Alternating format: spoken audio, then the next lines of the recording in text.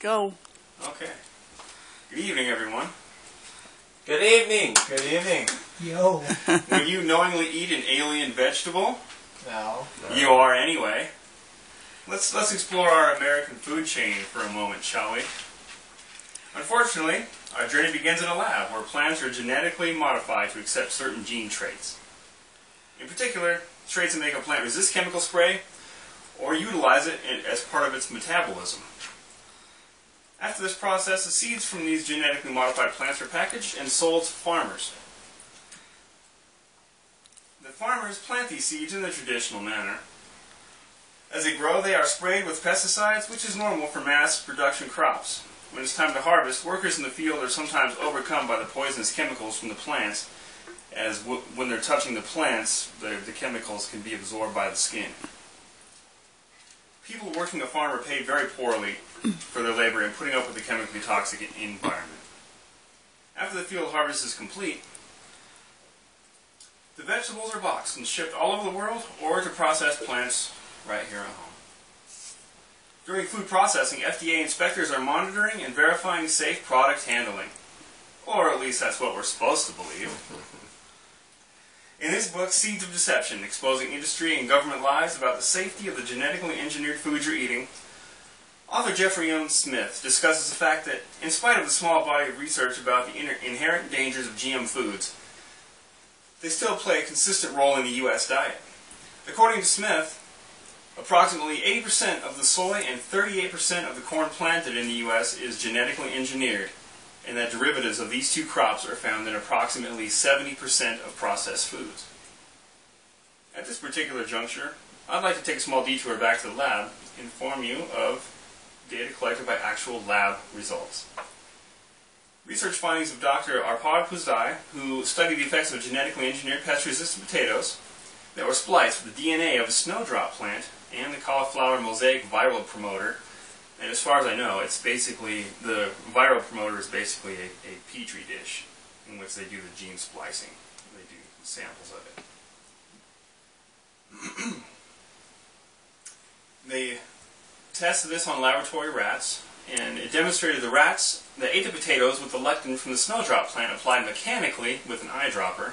They just dropped it on the potato, as opposed to the lectin added genetically through gene splicing, were unharmed.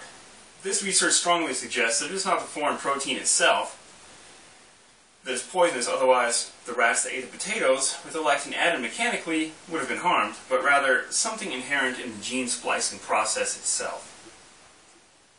This excerpt is from the book Genetically Engineered Food, a Self-Defense Guide for Consumers by authors Ronnie Cummins and Ben Williamston, who go on to explain the interim conclusion drawn by Dr. Puzdai and his colleagues Stanley Ewan, who state, a severe viral infection most likely caused by the CAMV viral promoter damaged the rat's intestines and stomach linings. In addition, Puzdai noticed that the CAMV is a gene spliced as a chemical switch in nearly all GE foods and crops, and was quoted in the UK Sunday Herald as saying, if there really is a problem with the CAMV viral promoter, it probably won't apply just to the potatoes, but probably to all other trans genes or other GE foods as well. In their conclusion, Cummins and Lillinston warned,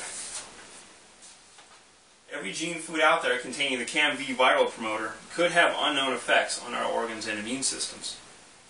As you can see, only we can protect ourselves by being educated consumers. And as Americans, we have the right to know what is in our food and where it came from. In addition, most label ingredients will not be identified as a GMO product, but instead will be presented with common descriptions such as modified cornstarch or modified potato starch. And in fact, I have a couple samples for you right here. Yes, this is intentional. But if you look at the backs and you check out the labels of these, you'll definitely notice, and it's just common food you find on the shelves. And you can pass them around, let everyone see exactly what's on the labels. Modified cornstarch. Exactly. It's on there too. Yeah. Furthermore, nearly all soy products are GMOs. and you will commonly see these ingredients on cheaper or generic food labels. Here in America, we utilize democracy every time we vote, which allows us to elect those officials who make the laws. We as Americans now have to vote on products. Your dollar is a voting ballot every time you buy something. It tells industries and corporations to keep producing a product because the money is there.